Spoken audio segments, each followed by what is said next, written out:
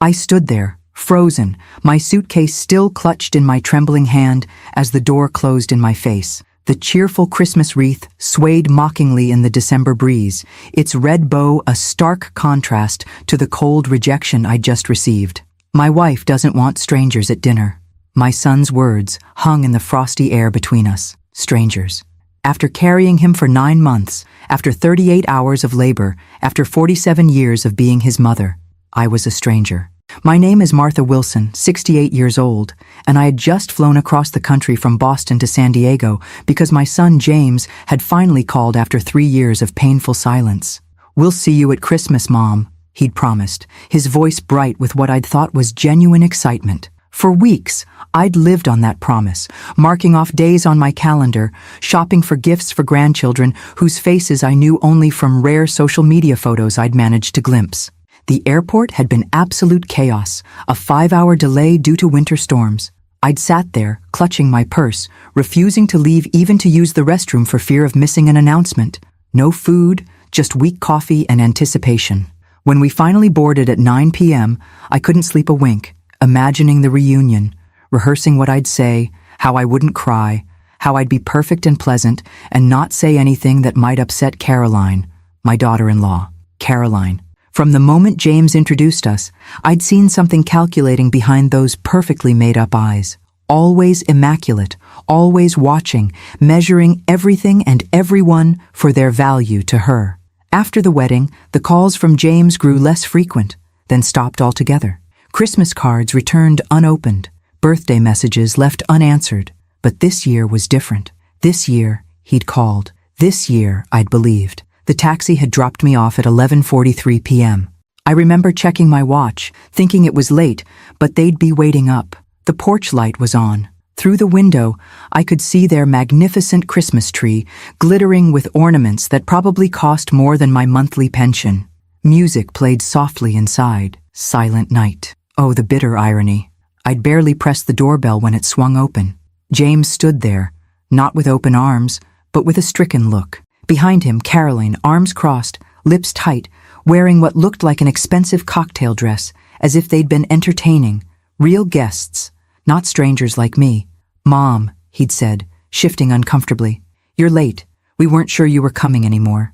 "The storm," I began, but Caroline cut me off. "We've already had dinner. The kids are in bed." Her voice was ice, sharp enough to cut glass. I nodded, forcing a smile. "That's okay. I'm just happy to be here." Then James looked back at Caroline, who gave him the slightest nod, a signal I recognized immediately. A puppeteer pulling strings. He turned to me, his face a mask I couldn't read. My son, yet not my son. "Look, Mom, there's been a misunderstanding. We were expecting you for dinner, not to stay. Caroline doesn't want strangers at our family Christmas." I felt my heart crack, but held my face still. "James," I whispered, "I'm your mother." "It's been 3 years, Mom," he said, as if that explained everything. Things change. People change. Then the door closed. Just like that. No goodbye, no sorry, no Merry Christmas. I stood there, light snow beginning to dust my shoulders, wondering what I'd done to deserve this, what terrible crime I'd committed as a mother that warranted such cruelty. The memory of James as a little boy flashed through my mind, how he used to run to me with treasures he'd found, how I'd worked 3 jobs after his father died to ensure he had everything he needed, how I'd sat up nights helping him with college applications. Through the window, I caught a glimpse of Caroline's triumphant smile as she turned away.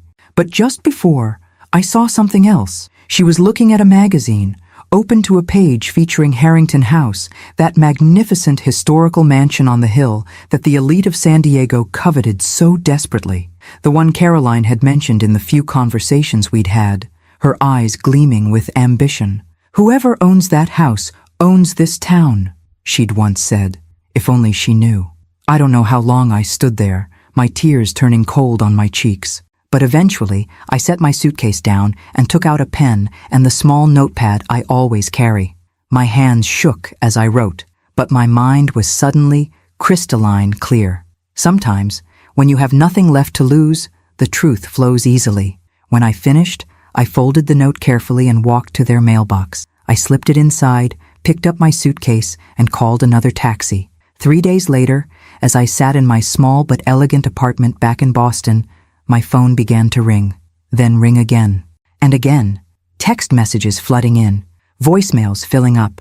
I watched the phone vibrate across my antique writing desk, the desk where I'd signed the papers just last month, papers that would change everything. I let it ring. Because sometimes, silence speaks louder than words, and sometimes, the most devastating weapon isn't revenge, it's truth. If you're captivated by Martha's story of betrayal and hidden power, make sure to subscribe so you don't miss what happens next. What did Martha write in that note? What secrets does this seemingly ordinary mother hold? The answers will shock you. For 3 days, my phone wouldn't stop ringing. James's name flashed on the screen so often, I considered blocking him. 47 calls, 63 text messages, each one more desperate than the last. Mom, please call me. We need to talk. What did you mean in your note? Mom, this is serious. Please, Mom, I'm begging you. I watched snow fall outside my window, remembering how James used to build snowmen with me, his little hands red with cold, but his face alight with joy. That child was gone now, replaced by a man who called his mother a stranger. On the 4th day, at precisely 9 a.m., I finally answered. Martha Wilson speaking. My voice was steady, practiced, the voice I'd used in boardrooms for decades before my retirement. Mom! James sounded breathless, as if he'd been running. Thank God!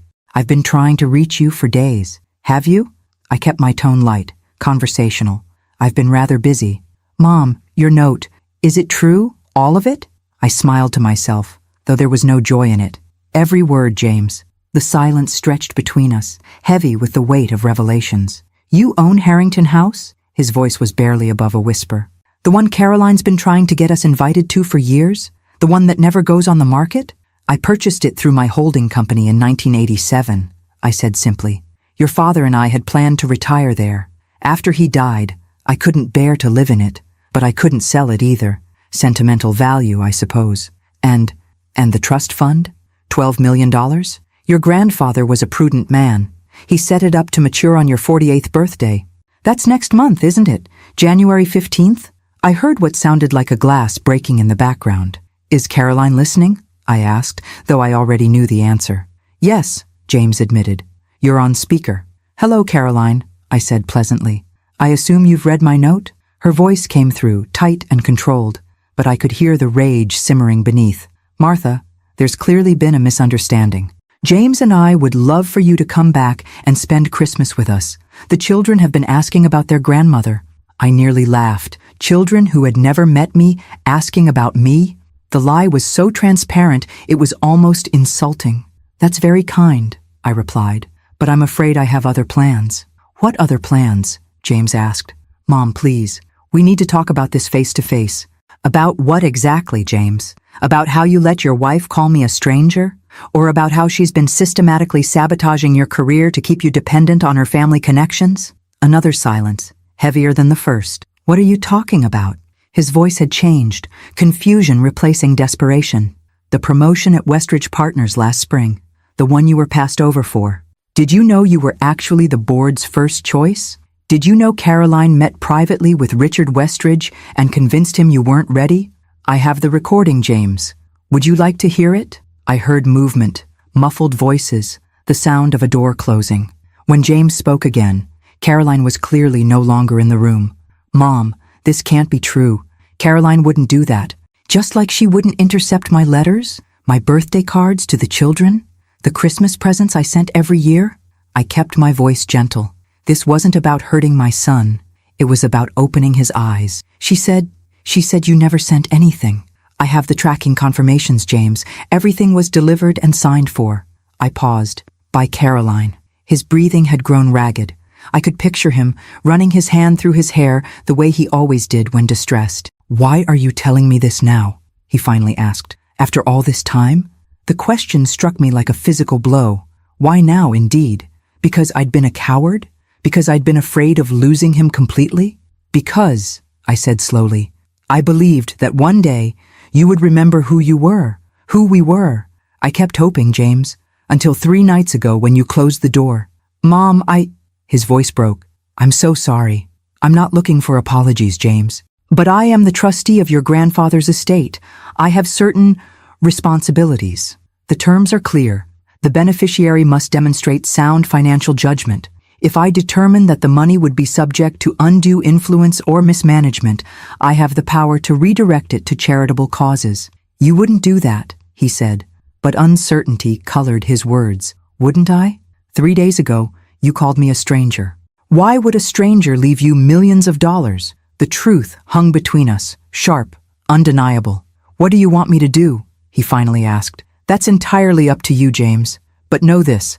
I have a meeting with my lawyers on December 26th, the day after Christmas. Whatever decisions you make between now and then will determine my decisions thereafter. You're blackmailing me? Hurt and disbelief warred in his voice. I'm giving you a choice, I corrected gently. Which is more than you gave me when you shut that door.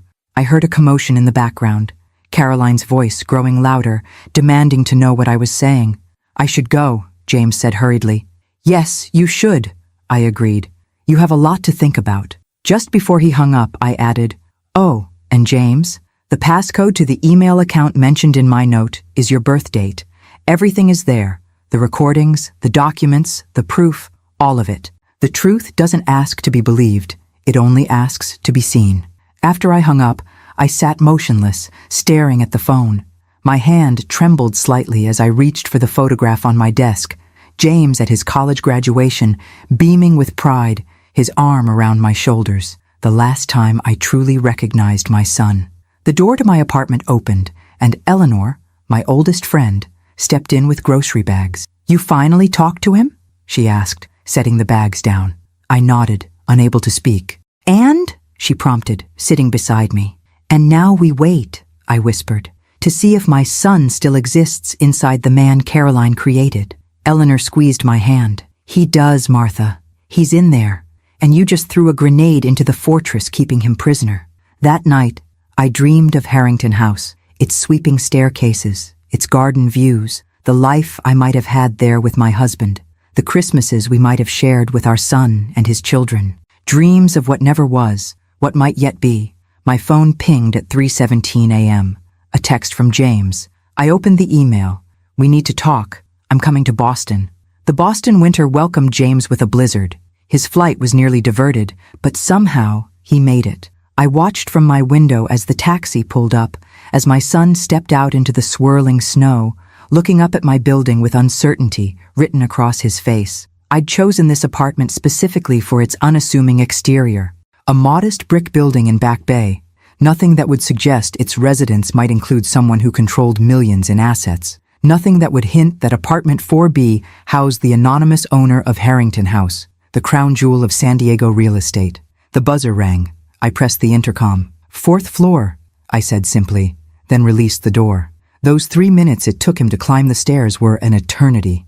I smoothed my cardigan, touched my silver hair, wondering if he would see the changes time had etched into my face, or if he would see only the stranger Caroline had convinced him I was. The knock, when it came, was hesitant. 3 soft taps. I opened the door to find my son looking more haggard than I'd ever seen him. Dark circles shadowed his eyes. His usually immaculate hair was disheveled, as if he'd been running his hands through it repeatedly. He'd lost weight since Christmas Eve. Mom, he said, and the words seemed to catch in his throat. James, I responded, stepping aside. Come in. He entered slowly, eyes taking in my home, a place he'd never visited. His gaze lingered on the photographs arranged on the bookshelf, most of him at various ages. The trophies he'd won in high school, the framed article about his first job at Westridge Partners. You've been following my career, he said quietly. Did you think I wouldn't? I gestured to the sofa. Sit, please. You look exhausted. He sank down, dropping his head into his hands. I don't even know where to begin. I settled in the armchair across from him, folding my hands in my lap. The beginning is usually a good place. He looked up, and for a moment, I saw the little boy who used to come to me with scraped knees and broken toys, trusting me to fix everything. The recordings, he said. Caroline, she really did all those things? Yes. She told Richard Westridge I wasn't ready for the promotion. She intercepted your letters, your gifts. Yes, his voice faltered. She's been lying to me for our entire marriage. I believe so. Yes. He stood abruptly, pacing to the window. Why didn't you tell me? Years ago, when it started happening. Why didn't you fight harder to reach me? The question pierced me like a shard of ice. I'd asked myself the same thing countless times. At first, I didn't know, I admitted.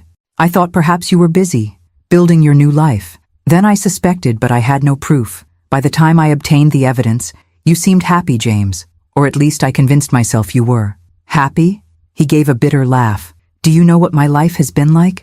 The constant pressure from Caroline to climb the social ladder, to make more money, to get invited to the right parties, the way she criticizes everything I do, everything I am? No, I said softly. I don't know, because you shut me out. He flinched as if I'd slapped him. She made it sound so reasonable.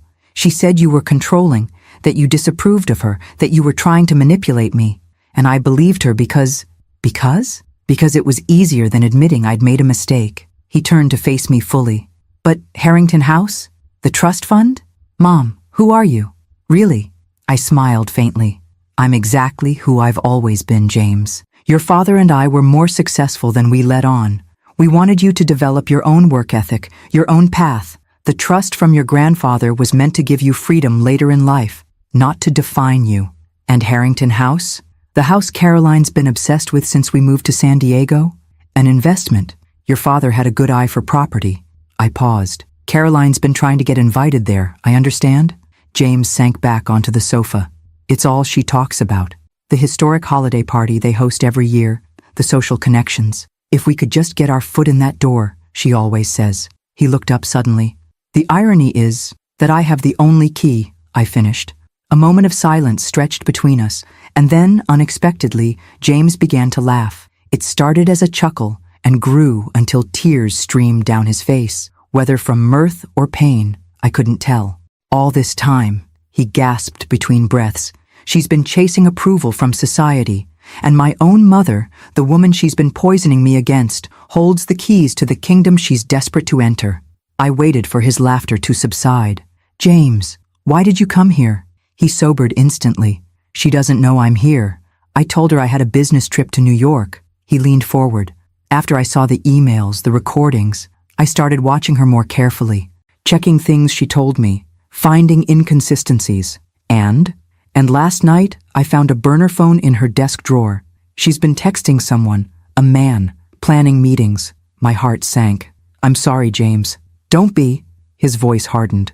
It confirms everything you've been saying, everything I was too blind to see. He reached for the briefcase he'd brought, opening it to remove a folder. I found these too, financial records. She's been moving money from our joint accounts into a private one. Small amounts, but over years. Nearly $100,000, I said quietly. His head snapped up. You knew about this too?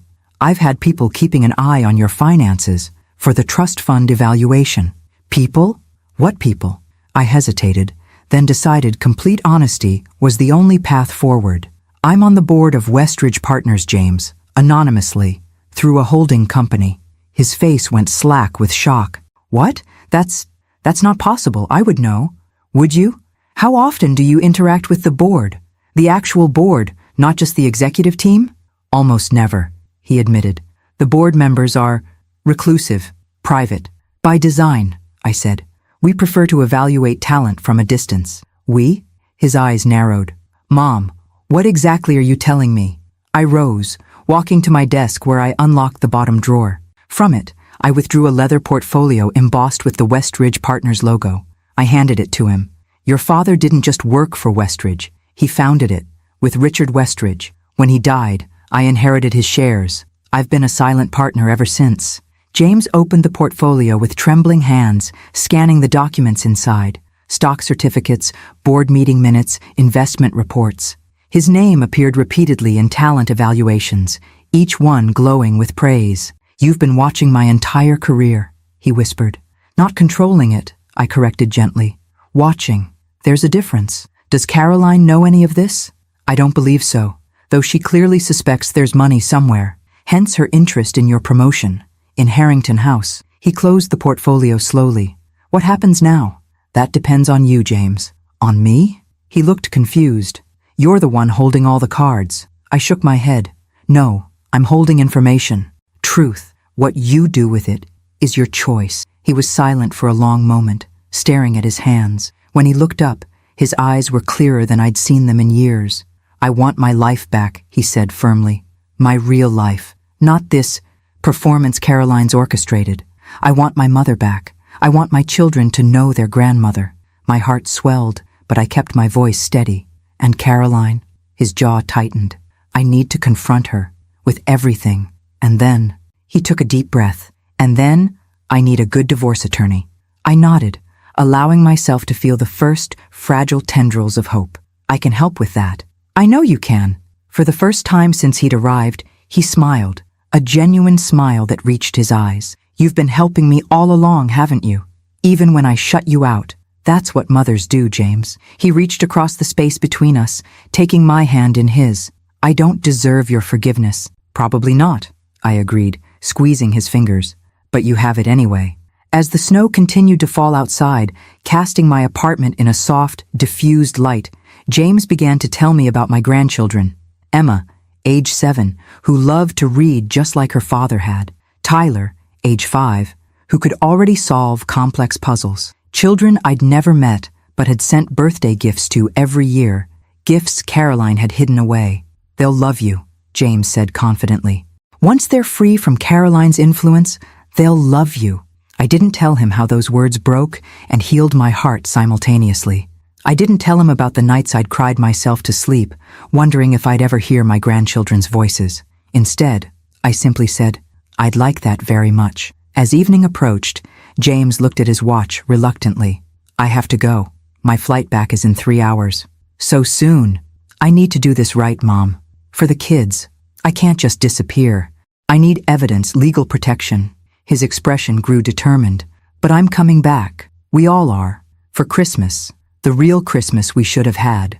As I walked him to the door, he turned suddenly and pulled me into a fierce embrace. "I'm so sorry," he whispered against my hair. "I know," I said, holding him just as tightly. "I know." After he left, I stood at the window watching until his taxi disappeared into the swirling snow. Then I picked up my phone and made a call. "Eleanor, it's Martha.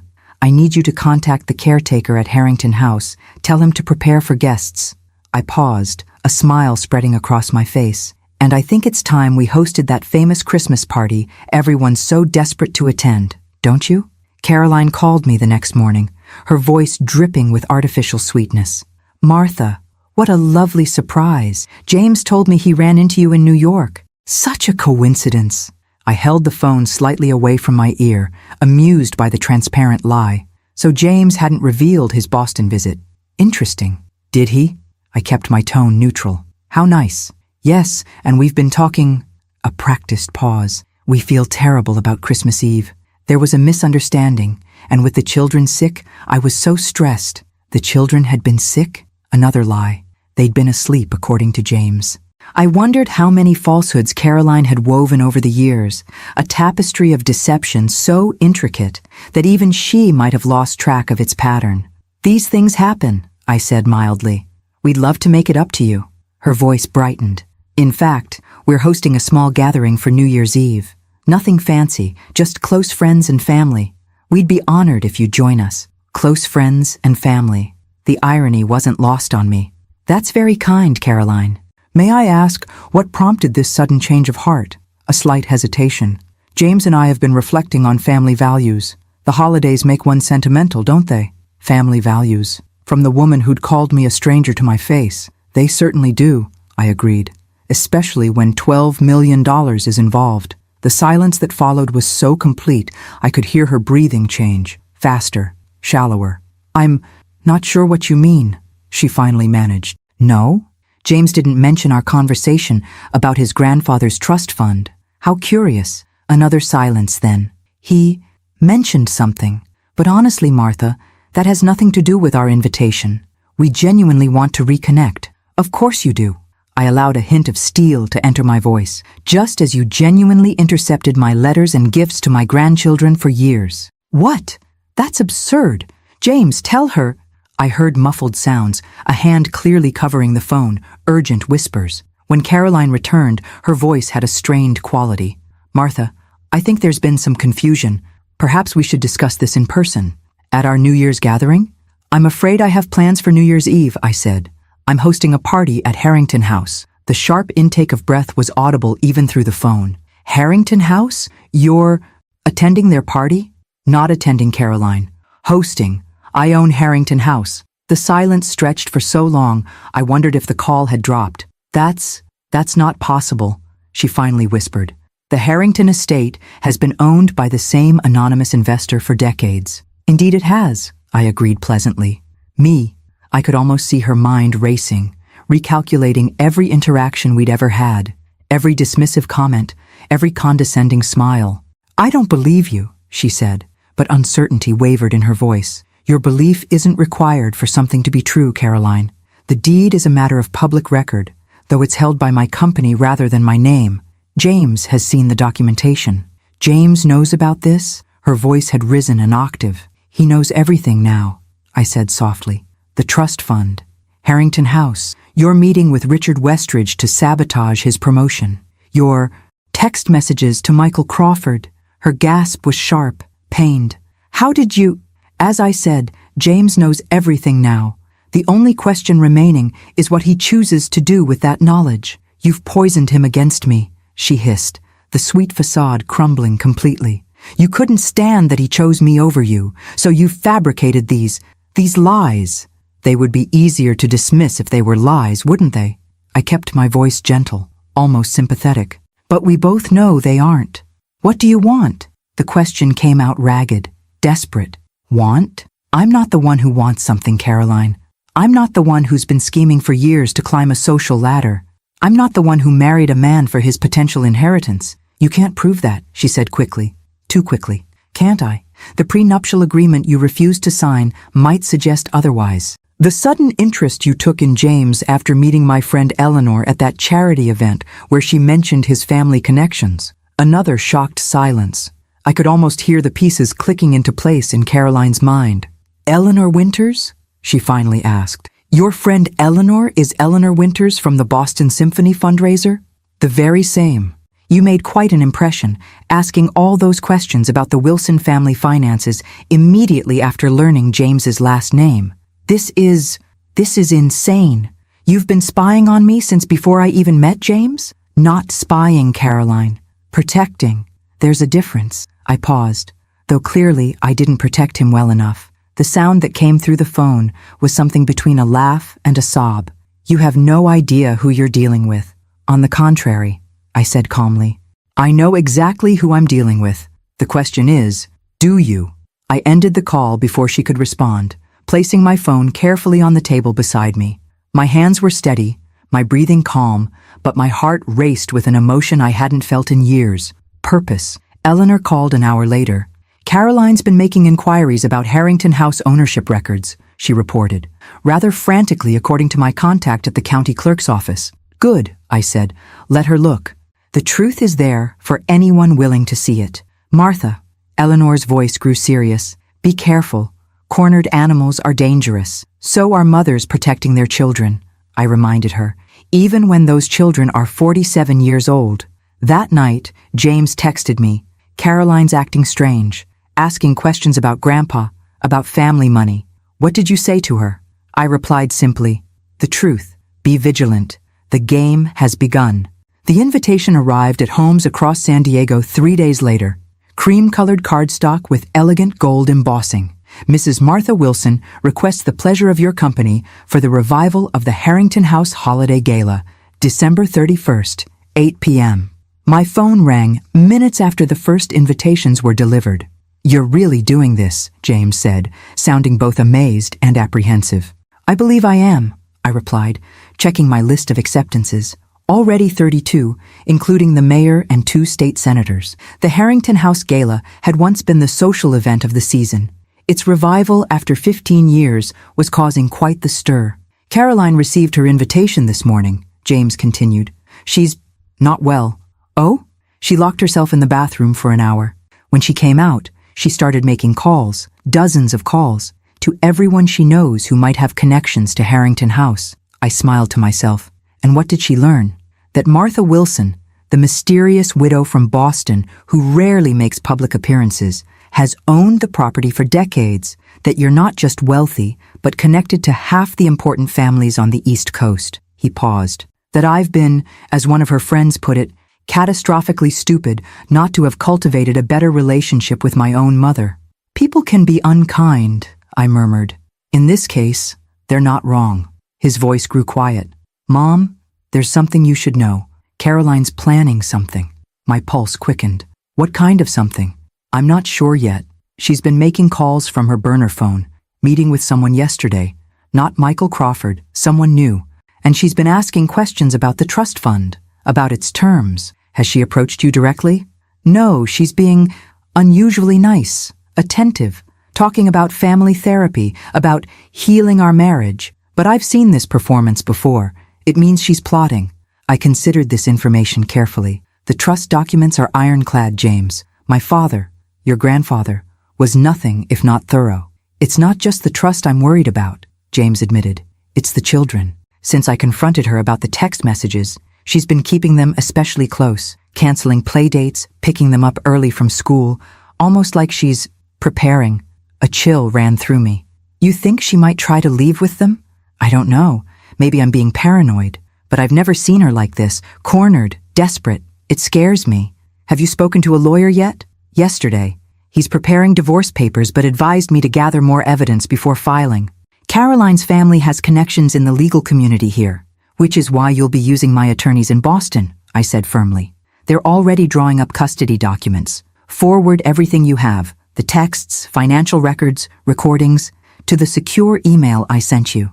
I will. He hesitated. There's one more thing. Caroline's insisting we attend your party. Together, as a family. This surprised me. Even after everything? She says it's important to keep up appearances, that we can't let rumors start, but I think she wants to confront you, or worse, humiliate you somehow. Let her try, I said calmly. Harrington House has weathered many storms over the centuries. One more won't matter. Mom, be careful. You don't know what she's capable of. But I did know. I'd been watching Caroline's machinations for years. The calculated social climbing, the subtle manipulation, the isolation techniques she'd used on my son. Caroline was dangerous precisely because she presented such a perfect facade to the world while operating in shadows. Trust me, James. I've faced worse adversaries in my life. Who even are you? He asked, a note of wonder in his voice. This confident, strategic woman who owns mansions and outmaneuvers socialites? I'm the same person I've always been, I said softly. The mother who read you bedtime stories and bandaged your scraped knees. The woman who ran your father's company after he died, who sat on boards and made investments while maintaining the modest life we believed would give you better values. Why didn't I see it? All those years. Because I didn't want you to. Your father and I agreed. You needed to find your own path, not live in our shadows. After we hung up, I sat for a long time at my desk, looking at the photograph of my late husband, Robert. His kind eyes seemed to assess me from across the decades. I'm bringing our boy home, I whispered to his image, whatever it takes. That evening, Eleanor and I finalized the plans for the gala. Caterers, musicians, floral arrangements flown in from Holland. No expense spared. If this was to be my re-entry into society after years of intentional obscurity, it would be nothing less than spectacular. Caroline will try something, Eleanor warned as we reviewed the guest list. You know that, right? I'm counting on it, I replied, adding another name to the VIP section. In fact, I'm making it easy for her. Eleanor raised an eyebrow. Martha Wilson, are you setting a trap? I prefer to think of it as creating an opportunity. I smiled. For Caroline to reveal herself in front of the very society she's so desperate to impress. My phone chimed with a text from James. Emma asked about you today. Is Grandma really having a princess party in a castle? Caroline was livid. My heart swelled at this first acknowledgement from my granddaughter. Tell her it's not quite a castle, I typed back, but her grandmother would be honored to give her a tour. Another message appeared moments later. Tyler wants to know if there will be cookies. Tears pricked my eyes. More cookies than he could possibly eat, I promised. That night, I dreamed of my grandchildren running through the gardens of Harrington House, their laughter echoing off century-old stone walls. In the dream, James watched them from the terrace, smiling, free from the shadow that had darkened his life for so long. I awoke with renewed determination. The chessboard was set. Carolyn had made her career isolating and controlling my son. Now she would learn what happens when a mother finally says, enough. This family drama of secrets, power, and redemption has captivated thousands. Drop a comment telling us where you're watching from, and subscribe to catch the next chapter. The Harrington House Gala is approaching, and the confrontation between Martha and Caroline promises to be unforgettable. I returned to San Diego 5 days before the gala, settling into Harrington House with Eleanor by my side. The mansion awakened around us, chandeliers polished to brilliance, hardwood floors buffed to a mirror shine, gardens sculpted to perfection despite the December chill.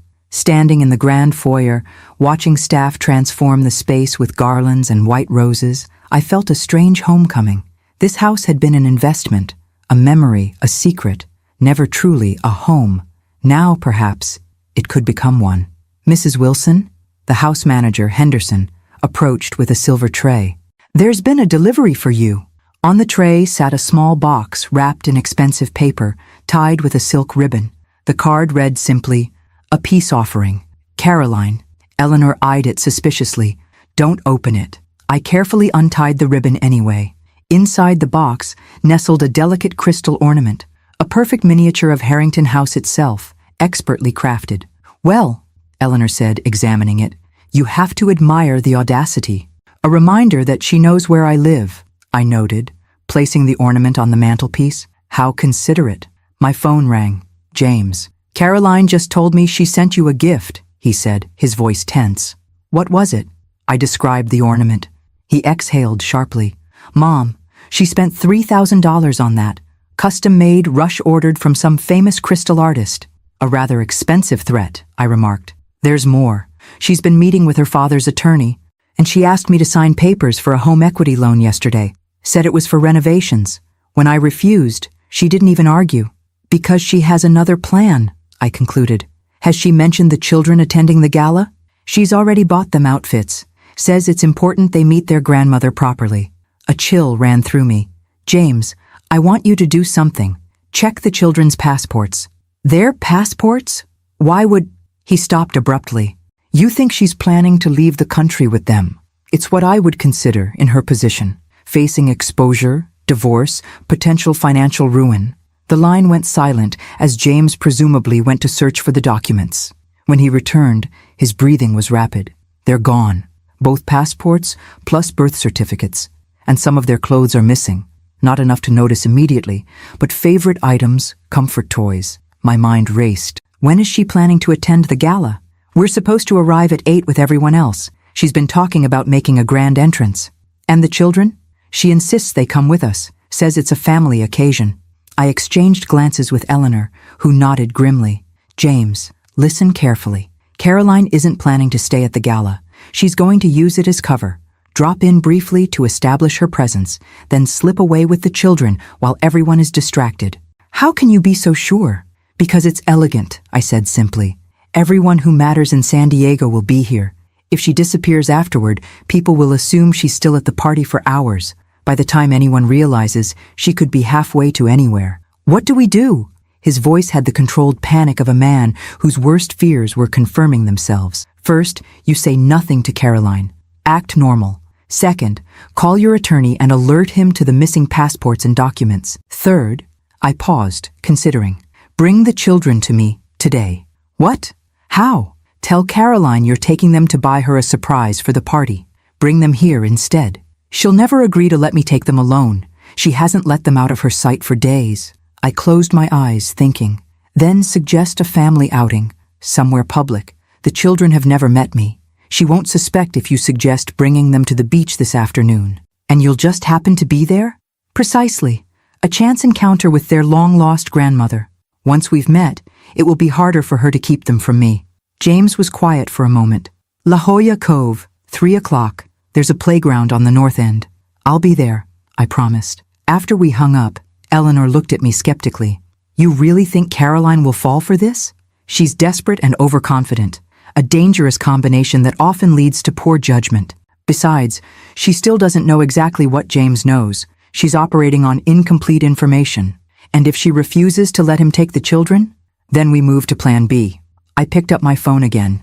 "Henderson, Please connect me with Chief Sullivan. The police chief had been among the first to RSVP to the gala. His wife and I had served on the same hospital board in Boston years ago, a connection Caroline would have no way of knowing about. 3 hours later, I sat on a bench at La Jolla Cove, watching children play against the backdrop of crashing waves. Eleanor sat a discreet distance away, pretending to read. We'd arrived an hour early, positioning ourselves carefully. At exactly 3 o'clock, I spotted them. James, walking stiffly. Caroline, elegant in designer casual wear. And between them, 2 small figures, my grandchildren. My heart nearly stopped. Emma was tall for 7, with James's dark hair and thoughtful expression. Tyler was all energy, breaking away from his parents to race toward the slide. They were more beautiful than any photograph could capture. I remained seated, breathing deeply, waiting.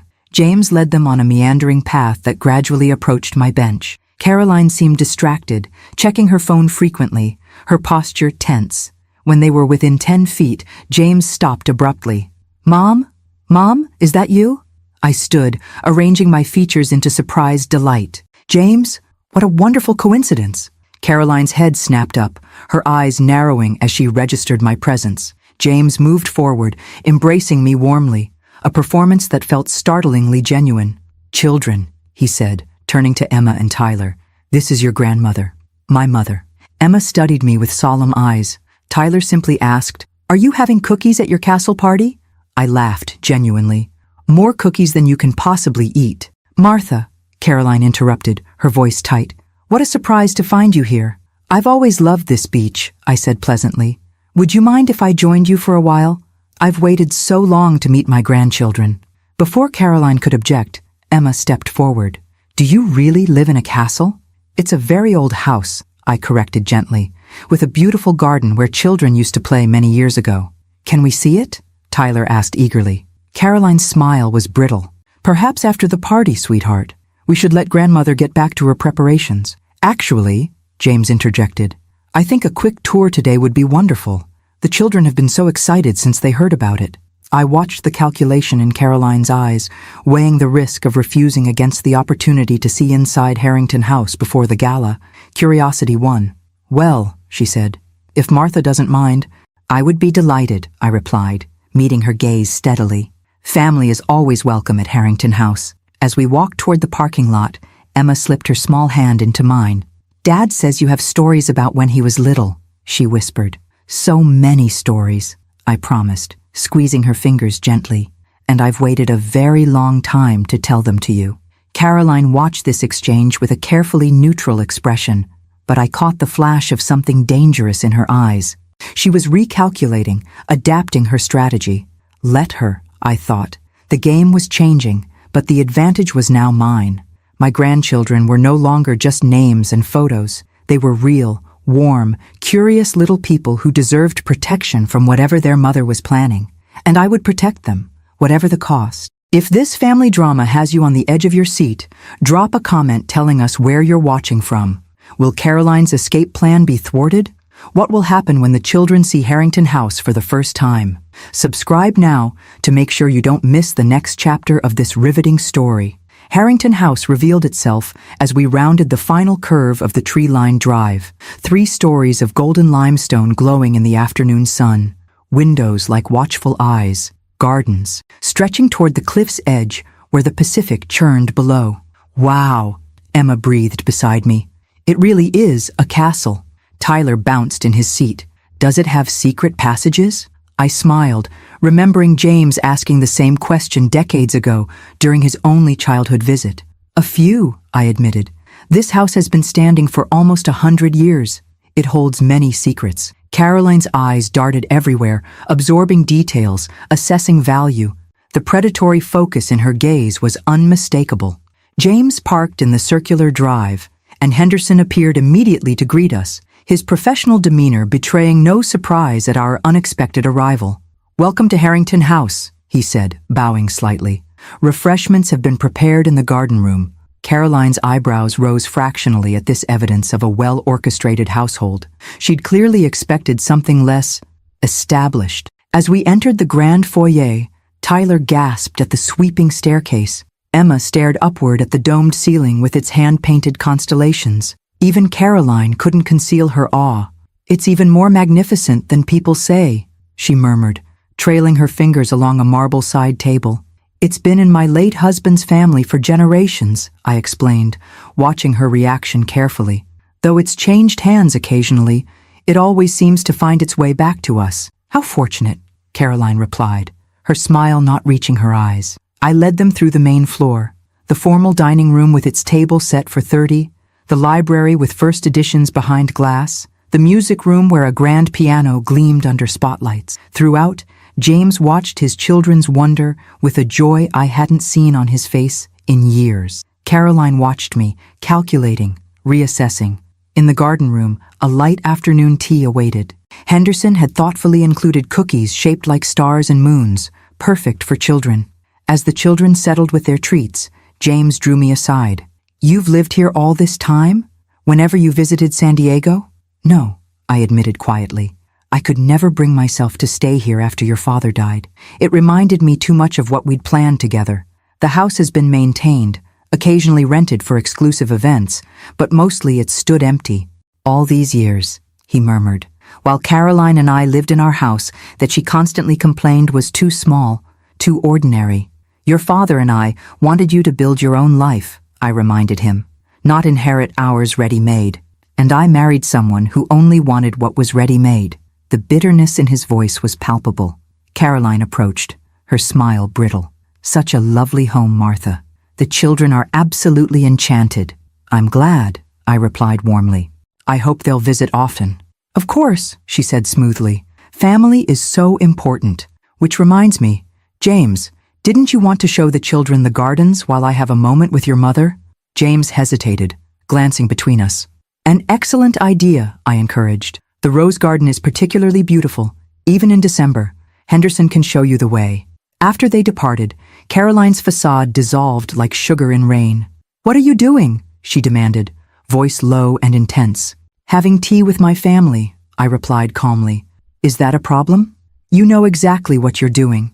This house, the gala, appearing at the beach today, it's all calculated to undermine me." I sipped my tea. How insecure you must be, to see a grandmother meeting her grandchildren as some form of attack. Don't play innocent. I've done my research on you now, Martha Wilson. Boston society maven, silent partner in multiple companies, friend to senators and judges. You make me sound far more interesting than I am. Her laugh was harsh. The act might work on James, but not on me. You're trying to take my family apart. Your family? I set down my cup carefully. The family you've isolated from me for years? The husband whose career you've sabotaged? The children you're planning to take out of the country without their father's consent? Her face blanched. What are you talking about? The missing passports, Caroline. The packed favorite toys. The sudden interest in home equity loans. Did you think James wouldn't notice? She recovered quickly. That's absurd.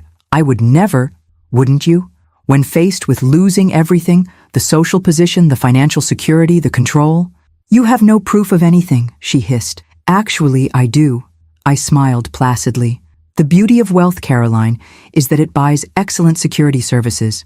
I have records of your meetings with Michael Crawford, your visits to private banking institutions, the offshore account you've been establishing. This was a calculated bluff, but from the flash of panic in her eyes, it struck home. Whatever James has told you is distorted, she insisted.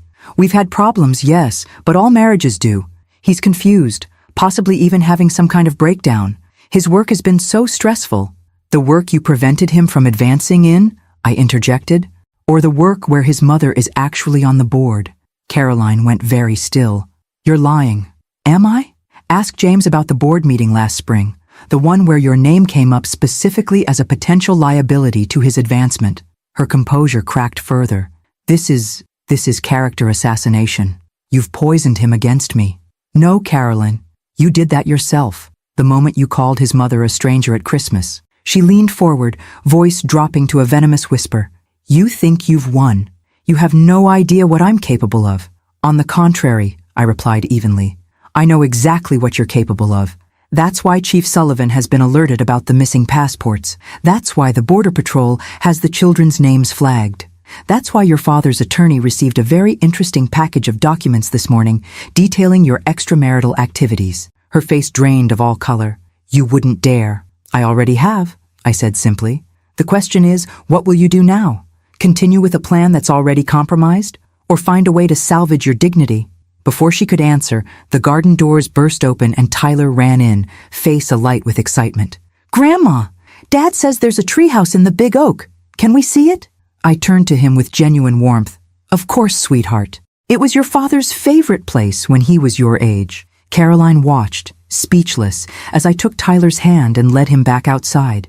In the garden, Emma was examining roses while James pointed out different varieties. The scene was so perfectly ordinary, so completely what I had dreamed of for years, that my heart ached with the fullness of it. You okay, Mom? James asked quietly, coming to stand beside me. Never better, I assured him, though I could feel Caroline's eyes boring into my back from the house. But we need to be vigilant. The storm hasn't passed yet. James nodded imperceptibly, then clapped his hands. Who wants to see the secret passage that leads to the beach? As the children cheered, I cast one glance back at Caroline, still watching from the garden room window. Her expression had changed from fury to something far more dangerous, calculation. The game wasn't over. It had barely begun. On the eve of the gala, Harrington House hummed with activity. Florists arranging white roses and silver eucalyptus, caterers preparing delicacies, staff polishing every surface until the entire mansion gleamed. I stood at the window of the master suite, watching the sun set over the Pacific, painting the sky in shades of amber and rose. My phone chimed with a text from James. Caroline hasn't come home. Told the children she had important errands this morning. No contact since. My stomach tightened. In the 3 days since our confrontation at Harrington House, Caroline had been unnervingly quiet. No more gifts. No more threats. She'd gone through the motions of daily life while radiating a cold fury that James said had made the house feel like it was filled with static electricity. Are the children with you? I typed back. Yes. Emma's reading. Tyler's building a fort with every pillow in the house. Bring them here tonight, I decided suddenly. Stay until the gala. Henderson has prepared guest rooms. His response came quickly. Already packed their bags. Caroline wouldn't know. We'll be there in an hour. I set the phone down, a mixture of relief and apprehension washing over me. Having James and the children safely at Harrington House eased one concern, but Caroline's disappearance raised another. She wasn't the type to simply vanish, to surrender without a fight. Whatever she was planning, it would be calculated for maximum impact. Eleanor appeared in the doorway, elegant in a silk robe, her silver hair freshly styled for tomorrow. James is bringing the children? I nodded. Caroline's gone missing. Eleanor's expression hardened. I've already spoken with security. The guest list has been verified 3 times. No one enters tomorrow without proper identification. She'll find a way, I said quietly.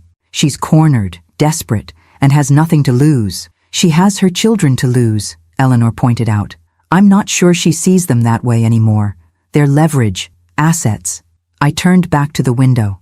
Did Henderson secure the East Wing as I asked? Yes, the children's rooms have the best security features in the house, and Chief Sullivan's wife mentioned he'll be arriving early to check security protocols, she said. Apparently there are concerns about an unwelcome individual. I smiled faintly. Barbara Sullivan always did understand discretion. An hour later, headlights swept up the drive. I hurried downstairs to find James ushering 2 pajama-clad children through the grand entrance. Emma clutched a book to her chest. Tyler dragged a stuffed dinosaur by one leg. Grandma! Tyler spotted me first, running across the marble floor to crash into my legs. Dad says we're having a sleepover before the party. I wrapped my arms around him, savoring the solidity of his small body. That's right. I have special rooms prepared just for you two. Emma approached more cautiously, studying my face with those solemn eyes so like her father's. Is Mom coming too? James and I exchanged glances over her head. Mom has some things to take care of before the party, he explained gently.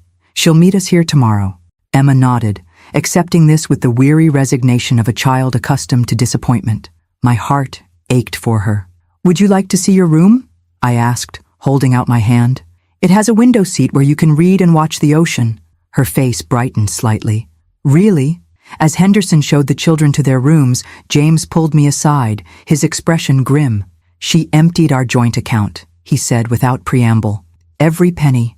And she's been making calls to her cousin in Vancouver, Canada, I murmured. Smart. Less scrutiny than international flights. I think she's still planning to take them, James said, running a hand through his hair. Maybe not immediately, but soon. This disappearing act is just to throw us off guard. The children are safe here, I assured him. And by tomorrow evening, everyone who matters in San Diego will know exactly who Caroline Reynolds truly is. James looked troubled. Is public humiliation necessary? For the children's sake. This isn't about humiliation, James. It's about protection. Once the truth is known, Caroline loses her power, her social standing, her reputation, her ability to manipulate the narrative. All gone. And the trust fund? Harrington House? Are those just leverages too? I studied my son's face, seeing the conflict there. Despite everything, some part of him still cared for the woman he'd married, still hoped for a resolution that wouldn't destroy her completely. The trust fund is yours regardless, I said gently. It always has been. As for Harrington House, I've already begun transfer of ownership to you and the children. It was always meant to be a family home. Mom? It's time, James. Your father would have wanted this years ago. He swallowed hard, blinking back sudden tears. Thank you doesn't seem adequate. It never is, between family, I replied, squeezing his hand. Now, shall we see if the children have discovered the secret passage to the library yet? Tyler strikes me as a boy who finds hidden doors very quickly. Late that night, after the children were finally asleep, Tyler having required 3 bedtime stories, and Emma extracting a promise that she could help greet guests tomorrow, James and I sat in the library, firelight casting long shadows across leather-bound volumes. What do you think she'll do? He asked, staring into his whiskey. Come to the gala, I said with certainty. It's too important to her image to miss it. She'll arrive, play the devoted wife and mother, perhaps even attempt some grand reconciliatory gesture for public consumption. And then we reveal what we know, the affairs, the financial manipulation, the sabotage of your career, not to embarrass her, but to ensure she can't twist the narrative afterward. James nodded slowly. The recordings? The documents? Chief Sullivan will have them, as will your attorney, merely as protection. She'll fight the divorce, he predicted. Contest custody, drag it out for years. She might try, I agreed. But with what resources? Her family's influence has limits, especially against what we can bring to bear. A comfortable silence fell between us, broken only by the crackling fire. For the first time in years, I felt the easy companionship that had once been natural between us. I've missed you, James said suddenly. Even before Caroline, after Dad died, you changed, became more distant, more focused on business. I never understood why. The observation caught me by surprise. I had to be strong, I said after a moment. For both of us, the company was struggling. There were people who thought a widow couldn't handle it. I couldn't show weakness. And then I married Caroline, and you lost me too. I never lost you, I corrected softly. I just couldn't reach you for a while. His phone buzzed on the table between us. He glanced at it, his expression darkening. Caroline? I asked. He nodded, showing me the screen. Everything's ready for tomorrow. Tell your mother I'm looking forward to finally celebrating as a family. She's planning something, he said unnecessarily. Of course she is. I rose, straightening my shoulders. And so are we. As I climbed the stairs to my room later, I paused at the children's doors, listening to their soft breathing. These precious grandchildren I'd only just found. Whatever Caroline was planning, she would not take them from us again. Of that, I was absolutely certain.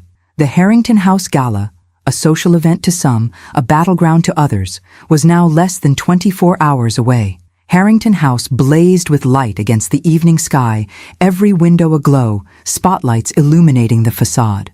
Cars lined the circular drive, Bentleys, Maseratis, the occasional discreet limousine, as San Diego's elite arrived in waves of expensive perfume and designer formal wear. I stood at the top of the grand staircase, surveying the scene below.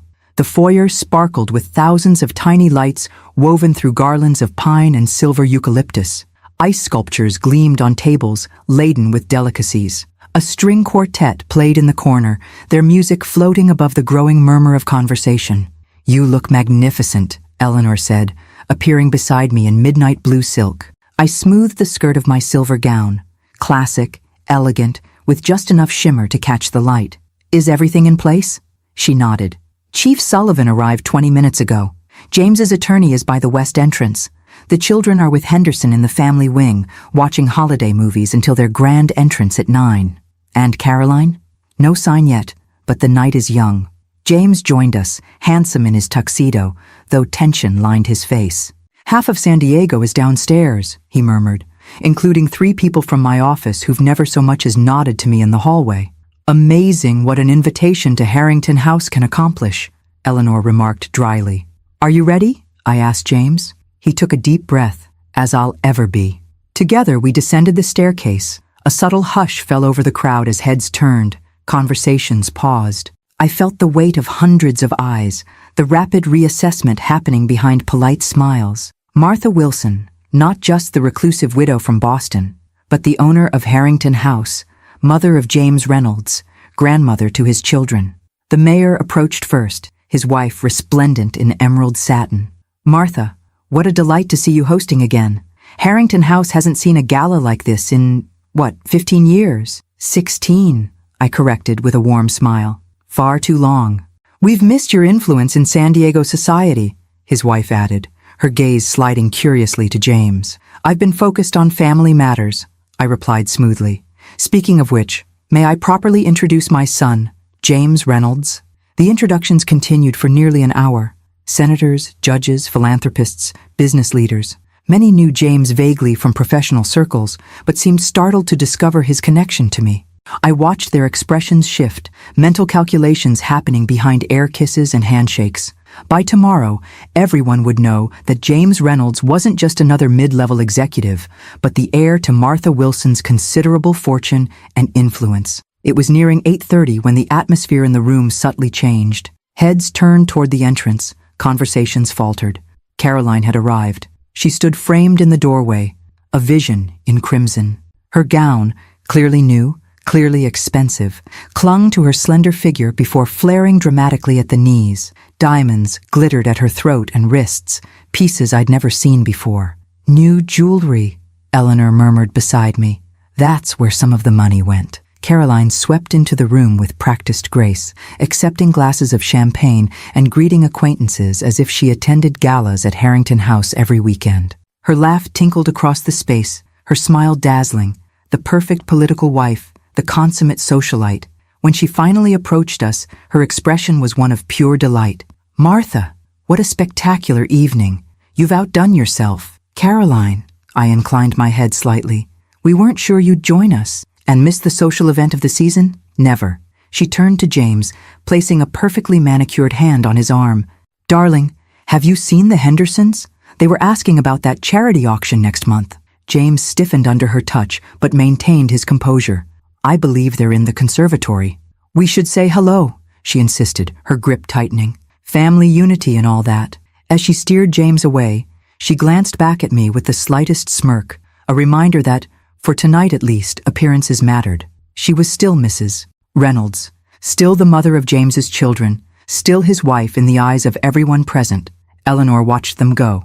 She's good. I'll give her that. She's desperate, I corrected. Look at her eyes. For all her poise, Caroline's gaze darted continuously around the room, assessing exits, tracking movements, a woman with an escape plan. At precisely 9 o'clock, Henderson appeared at the top of the staircase. The quartet stopped playing, and a gentle chime sounded through the room. Ladies and gentlemen, Henderson announced, his voice carrying effortlessly across the now hushed crowd. Mrs. Martha Wilson is delighted to present her grandchildren, Miss Emma Reynolds and Master Tyler Reynolds. The children appeared beside him, Emma lovely in a blue velvet dress, Tyler handsome in his first tuxedo. They had practiced this moment all afternoon, the careful descent of the stairs, the dignified pace. Yet their faces shone with genuine excitement as they spotted me waiting at the bottom. A collective awe rose from the assembled guests. I extended my hands to the children as they reached the final step, drawing them close. Aren't they beautiful? I said to the room at large, my voice carrying with surprising strength. After so many years of separation, having my grandchildren here in their ancestral home is the greatest gift imaginable. Murmurs rippled through the crowd. I caught fragments. Separation? Never knew. Family drama. as speculation spread like ripples in a pond. Caroline pushed through the crowd to reach us, her smile fixed, but her eyes blazing. "Children, don't you look wonderful?" She reached for Emma, who instinctively stepped closer to me. I noted the flash of hurt on Caroline's face, with a pang of unexpected sympathy. Whatever her failings, she was still their mother. "Perhaps," I suggested gently, "the children would enjoy showing their parents the ballroom before the dancing begins?" It was an olive branch, a moment of grace. Caroline recognized it as such, her expression flickering with surprise before she nodded. "What a lovely idea," she agreed.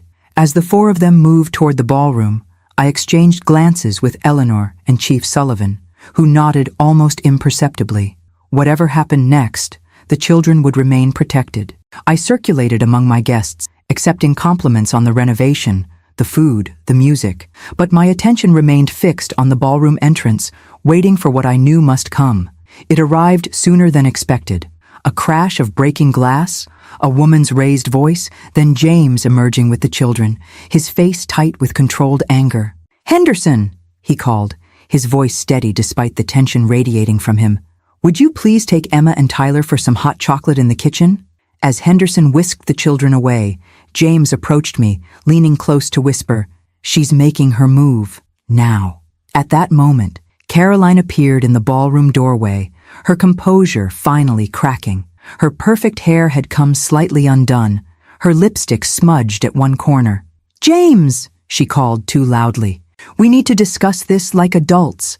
The room fell silent, hundreds of eyes swiveling between husband and wife, sensing the drama unfolding in their midst. "There's nothing to discuss," James replied, his voice deliberately calm. "It's over, Caroline." She laughed, a brittle sound like breaking glass. "Over? You think you can just end our marriage because your mother fills your head with lies?" I stepped forward. "I believe it was your actions that ended your marriage, Caroline. The affairs, the financial deception, the sabotage of James's career." Gasps rippled through the crowd. Caroline's face flushed deep red. "How dare you?" she hissed. "In front of everyone." "The truth comes out eventually," I said simply. "Better here, among friends, than in a courtroom." Her eyes darted around the room, noting the avid interest on every face, the whispers already beginning. Her carefully constructed social image was dissolving before her eyes. "This isn't over," she said, voice dropping to a venomous whisper. "You have no idea what I've set in motion." With that cryptic statement, she turned and stalked toward the foyer. James moved to follow, but I caught his arm. "Let her go," I advised. "Chief Sullivan has officers outside. She won't get far." But as Caroline reached the grand entrance, the front doors burst open. A man in an expensive suit entered, flanked by two uniformed police officers. "Mrs. Reynolds," he announced loudly, "I have a warrant for your arrest on charges of embezzlement and wire fraud." The crowd gasped collectively. Caroline froze, her face draining of color. "Who?" she began. "Agent Harris, FBI," the man replied crisply. "Your transactions with offshore accounts triggered several flags in our system. Your father-in-law's company has filed formal charges." I felt James stiffen beside me. "Father-in-law's company?" he repeated. "Mom, what is he talking about?" "I made some calls," I said quietly. "The money she's been siphoning for years, it wasn't just from your joint accounts. She's been embezzling from Westridge Partners through a ghost vendor scheme." Caroline's gaze locked with mine across the crowded foyer. In that moment, I saw not just anger, but genuine shock. She hadn't known I was connected to Westridge, hadn't known I could trace her financial manipulations that far back. As the officers led her away, the crimson train of her gown trailing across the marble floor, the gathered elite of San Diego erupted into furious whispers. Tomorrow, the story would be everywhere. Caroline Reynolds arrested at the Harrington House Gala, her carefully constructed life exposed as a fraud. James watched her go, his expression unreadable. "You arranged this," he said finally. "The arrest, the timing, the public humiliation. Not the way you think," I replied. "I simply provided information to the proper authorities. The rest was Caroline's doing entirely." He nodded slowly, processing. "The children are safe, enjoying hot chocolate with Henderson." I touched his arm gently. "Go to them. They'll need their father tonight." As James headed toward the kitchen, Eleanor appeared at my side. "Well," she murmured, That was more dramatic than even I expected. It's not over, I warned. She meant what she said about setting something in motion. What could she possibly do now? She's been arrested, exposed, humiliated. Caroline always has a contingency plan, I said, scanning the room uneasily. Always. The morning after the gala dawned clear and bright, sunlight streaming through Harrington House windows onto scattered evidence of the previous night's spectacle, forgotten champagne flutes, a single high-heeled shoe, programs listing dances that had never occurred after Caroline's dramatic arrest. I sat in the garden room, watching Emma and Tyler play on the lawn. They seemed remarkably resilient, accepting James's careful explanation that Mommy had to go away for a while with the pragmatism of children who had perhaps sensed more of their parents' troubled marriage than adults realized. Henderson approached with a silver coffee service. The San Diego Tribune has called 3 times this morning, Mrs. Wilson, as have several television stations. No comment to any of them, I replied, adding cream to my coffee. Where is James? Still on the phone with the attorneys, madam. In the library. I nodded, unsurprised. The legal machinery had been set in motion. Divorce proceedings, custody arrangements, the untangling of financial ties. Caroline had been released on bail in the early hours of the morning, collected discreetly by her father.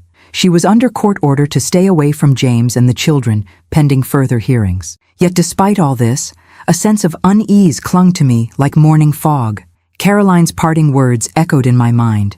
You have no idea what I've set in motion. My phone rang. Eleanor. Have you seen it? She asked without preamble. Seen what? Check your email. Now. I opened my laptop, finding a message from Eleanor with the subject line, Caroline's Revenge. Inside was a link to a newly published article in a prominent business journal. Westridge Partners, the silent power behind the throne. My stomach dropped as I skimmed the piece. It detailed my connection to Westridge, my role on the board, the nepotistic promotion of my son, the shadowy financial dealings of the company. Quotes from sources close to the situation painted a picture of corporate manipulation and family favoritism. She must have had this ready for weeks, Eleanor said when I called her back. Insurance policy set to publish if anything happened to her. The timing is deliberate, I agreed grimly. The morning after her public humiliation. How bad is it? Bad enough. Stock will take a hit. There will be calls for investigation, board restructuring. I paused. James's position will be compromised. She can't take the money, so she'll settle for destroying reputations, Eleanor concluded. It's actually rather brilliant, I admitted, a reluctant admiration coloring my tone. She knew exactly where to strike. James found me still sitting with the laptop open, the children now napping after their morning exertions. You've seen it, he said, dropping into the chair across from me. Yes. Richard Westridge called. The board is meeting tomorrow for damage control. He ran a hand through his hair. My career at Westridge is effectively over. I'm so sorry, James. Don't be. To my surprise, he looked more relieved than devastated. I've never been happy there, Mom. The constant pressure, the political maneuvering, it was always Caroline's dream for me, not mine. What would you have chosen if you'd been truly free to decide? He smiled faintly. Architecture. Like grandfather. Designing spaces where people could build lives, create memories. My heart caught. Robert's father had been an architect, a passion James had shown from childhood, but abandoned for more practical pursuits after college. It's not too late, I said softly, for a 47-year-old to start over. He laughed, but there was wistfulness rather than bitterness in the sound. Your grandfather's trust fund, I reminded him. 12 million reasons it's not too late. Before he could respond, Henderson appeared at the doorway, his usual composure slightly ruffled. Madam, Mr. Reynolds, there's someone at the gate, Ms. Caroline Reynolds. She's quite insistent on speaking with you. James and I exchanged alarmed glances. The children, he began, are safe with Eleanor in the East Wing, Henderson assured us. Security has been alerted. What does she want? I asked. She says she has information you need to hear about the article. I considered for a moment. Let her in. We'll meet her in the library. Mom, are you sure? James looked concerned. After everything, she can't hurt us anymore, I said, rising. The truth is already out, but I am curious what she thinks she has to say. Caroline entered the library 10 minutes later, a diminished version of the woman who had swept into the gala in crimson glory. She wore simple black slacks and a gray blouse, her hair pulled back severely, no makeup disguising the shadows under her eyes. "Thank you for seeing me," she said formally, declining to sit when offered. "What do you want, Caroline?" James asked, his voice tight. "To deliver a message," she replied, addressing me rather than her husband. "The article this morning? It's just the beginning. Is that a threat?" I kept my tone mild. "A fact. My father has connections at the SEC. He's pushing for a full investigation of Westridge Partners, with particular attention to your role, Martha. By this afternoon, there will be formal inquiries. By next week, possibly federal charges." "On what grounds?" James demanded. "Insider trading, conflicts of interest, creative accounting." She shrugged slightly. "The usual suspects when a company falls under scrutiny." I studied her carefully. Despite her controlled demeanor, there was something almost feverish in her eyes, the look of someone running on adrenaline and desperation. "And you came here to gloat?" I asked. "I came to negotiate." James laughed incredulously. "Negotiate? You're facing embezzlement charges. You tried to flee with our children. What possible leverage do you think you have?" "The ability to make this go away," she replied simply. "My father can call off the SEC. The article can be retracted. Westridge Partners can continue undisturbed." She paused. "In exchange for dropping the embezzlement charges and a generous divorce settlement." I smiled, genuinely amused. "You never stop, do you, Caroline?" "Excuse me?" "The scheming, the manipulating. Even now, backed into a corner, you're still trying to gain advantage." She lifted her chin. "I'm trying to salvage something from the wreckage you've made of my life." "The wreckage you created," James corrected quietly. "Every step of the way." "Perhaps," she conceded. "But my offer stands. My father awaits your answer." I rose, walking to the library window where I could see Emma and Tyler now awake, playing on the lawn with Eleanor. Their laughter floated faintly through the glass. "Tell your father thank you." "But no," I said finally. Caroline's composure slipped. "You can't be serious. The scandal will destroy Westridge, your reputation, James's career." "Possibly," I agreed, turning back to face her. "But you know what it won't destroy? This family, the one you tried so hard to tear apart. And Westridge Partners will survive," James added. "Companies weather scandals every day." "Besides," I continued, "there's something you should know about those embezzlement charges." "What?" Caroline looked wary. "They didn't come from Westridge Partners. They came from the FBI's Financial Crimes Unit, which has been investigating you for over a year. Your manipulations weren't as clever as you thought." The color drained from her face. "You're lying. Call your father," I suggested gently. "Ask him who originally tipped off the authorities. I believe you'll find it was your former assistant, the one you fired last year for incompetence." Caroline swayed slightly, the full implications hitting her. No corporate conspiracy, no vengeful mother-in-law, just her own actions returning to haunt her. "The children," she said finally, her voice small. "Will you keep them from me completely?" For the first time, I saw beyond the manipulator to the mother, flawed, selfish perhaps, but still a mother. "No," James answered, surprising me. "They need their mother. Supervised visitation once the legal issues are settled. If you get help, demonstrate change, we can revisit the arrangement." Tears filled her eyes, the first genuine emotion I'd seen from her. "Thank you," she whispered. As Henderson escorted her out, James turned to me. Was that weakness or wisdom? "Compassion," I corrected, "and it's never weakness." Later that evening, we gathered in the garden room, James, the children, Eleanor, and I, for a simple dinner of pasta and garlic bread. As Tyler regaled us with elaborate plans for the treehouse he wanted to build, and Emma shared discoveries from her exploration of the library, I felt a profound sense of rightness settle over me. The next weeks would bring challenges, legal proceedings, financial scrutiny, the inevitable tabloid interest in the Harrington House scandal. But here, in this moment, with my family finally reunited under one roof, none of that seemed to matter. James caught my eye across the table, raising his water glass in a subtle toast. "To new beginnings," he murmured. "And to promises kept," I added, thinking of the son who had once said, "See you at Christmas, Mom," a promise that had led us through darkness to this unexpected light.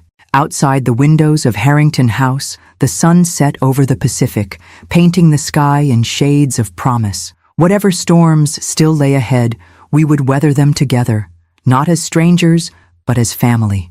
Thank you for joining us on this journey of betrayal, redemption, and the enduring power of a mother's love. If Martha's story touched your heart, please subscribe and turn on notifications so you never miss another story. And remember, sometimes the strongest words we can say are the simplest. I am your mother.